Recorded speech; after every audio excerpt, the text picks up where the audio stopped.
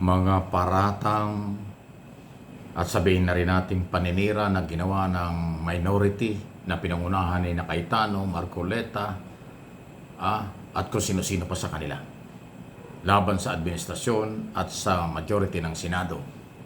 Hanggang doon na lang ba yun? Alam niyo kung bakit ko na itatanong? Kasi sa kanilang special session, nakita natin yung nag-aakapan, beso-beso, nagkakamayan. Kinamayan ni Senador Marcoleta si Gatchalian. Kinamayan din ni Ligarda si Gatchalian, Migsubiri at saka Soto. So, ibig sabihin, itong grupo ito, pati si Amy Marcos.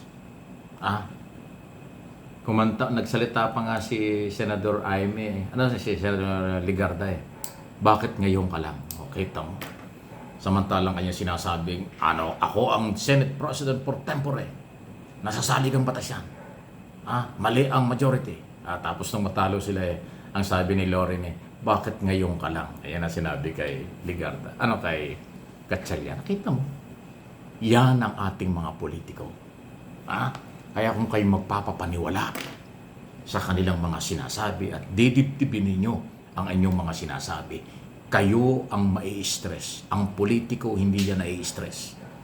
Magaling talaga silang manggamit. Magaling silang magdrama. Magaling silang magpakulo. Kaya pag naniwala naman kayo, yan ang mangyayari sa inyo. Madidismaya kayo. Ako, veterano na ako dyan. Mahigit na pong 3 dekada akong nasa broadcast. Sa dami ng na-interview ko sa radyo at telebisyon ng araw, talagang mabibilang mo lang sa daliri ng kamay natin kung sino ang totoo. Talagang weather lang ang mga statement nila. At talaga kung saan lang pwede silang makinabang.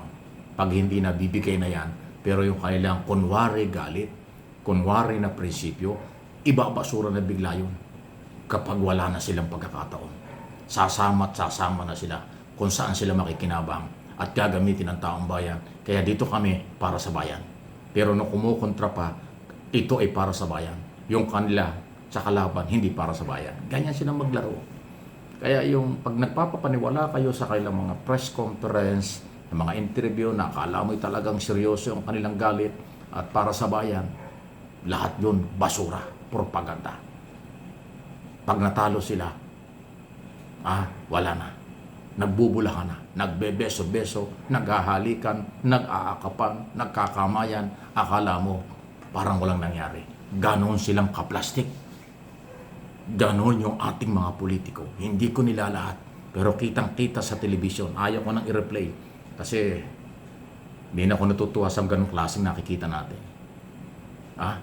Dapat kung kayo ay mayroong prinsipyo, panindigan ninyo. Tapos kahit na magkabalikan kayo, maging normal na lang, huwag nyo ipakitang kayo ay nagbubulahan, nag-aakapan, at kung ano. Pwede ka naman bumalik sa Senado, tahimik ka lang, tapos trabaho ka. Pero yung kakantahan mo pang sana, bakit ngayon ka lang dumating? Parang bakit ngayon ka lang naging Senate President? Bakit ngayon ka lang dumating? Dapat noon pa. Pinipigilan niya nyo, tapos nung dumating, sabihin mo, bakit ngayon pa lang? Di ba yung mga kadramahan? Ay, nako. O kayo, ngayon, natuto na kayo. Ako, naniwala ako yung aking mga followers, subscribers dito sa aking mga channel. Hindi nyo mabubola. Alam nila kung ano yung totoo dahil sinasabi natin from day one ang mga nangyari. Pero yung mga umasa, pinaasa ng oposisyon na sila'y matatapang, sila'y magtatagumpay, sila'y hindi matitinag, sila ang mananalo, sila ang masusunod, basura lahat, hindi ba? Walang nangyari. Kasi ulitin ko, numbers game. Paggawa ng batas, numbers game. Pag nag-meeting, kailangan numbers game. Pag may quorum, tuloy ang quorum, ang trabaho. Pag walang quorum, walang business. Pag majority na, may quorum na, majority na, legal ang business. Ayun ho yung galawan sa Kongreso at Senado. Kahit sa Municipal Council, kahit sa City Council, o sangguniang panlalawigan, anumang konseho sa buong Pilipinas, maging sa pribadong sektor sa mga board meeting.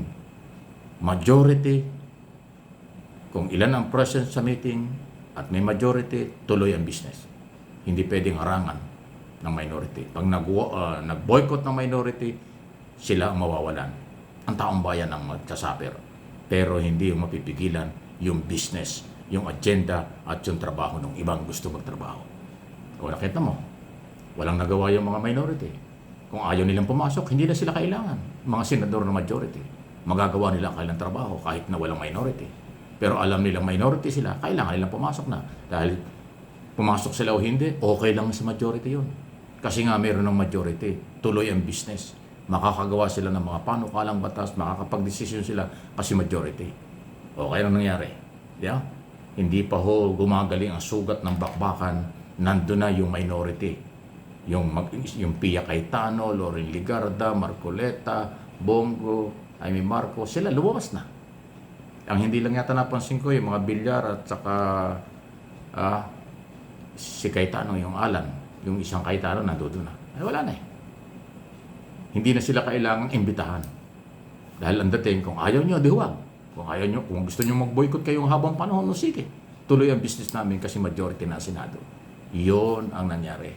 Kaya pagharap na magkita-kita sila, ulitin ko, ay di, plastika na lang.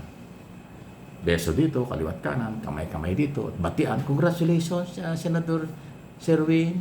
Congratulations, Tito Sen. Congratulations, Migs. Ay, mga ganyan ang galaw, ha? Pero nung nakaraang mga araw, grabe ang bakbakan. Parang Iran at Amerika, hindi ba? Parang Ukraine at Russia, kung yung mapapakinggan ng mga statement. Ano ha? Ganyan sila. Maging aral po ito. Balita lang, news for information, at for education ng ating mga topic. Huwag niyong personalin ang lahat ng isyo. Dahil maiiwan kayo sa ere. Ilalaglag kayo. Alam kong yung mga taga-suporta nila, umasa ng umasa na tuloy-tuloy na ang kanilang tagumpay. Umasa sila ng umasa ang kanilang masasabutahe ang gobyernong ito. Umasa sila ng umasa ang kanilang mapapabagsak ang gobyernong ito. Umasa naman kayo. O ngayon, ano nangyari? Although hindi pa rin tapos yan. Pero majority na masusunod, hindi na minority. Limitado na ang galaw ng minority sa Senado. Maniwala kayo. Kung sakali, kung ano nang mga gawin yan, wala na. People power, powerless nga eh. Wala nga tao eh.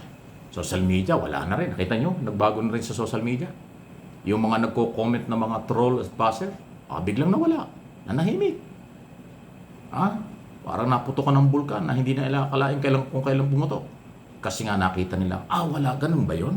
Ganito pala yun. Ayan. Pero ako at yung ating mga followers na talagang ang loyalty nandito sa ating channel, salamat po sa inyo, hindi sila nagpapanit. Dahil pinapaliwanag ko kung ano yung mga nangyayari. Di ba?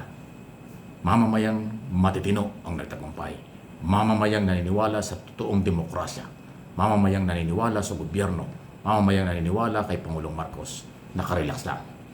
Pero yung mga ambisyosa na mga followers, supporters nila, ewan ko kung ano nangyari sa inyo. Baka kayo ay di makatulog o kung nakakatulog man, tanghali na magising siguro. Please like and share, subscribe, and follow.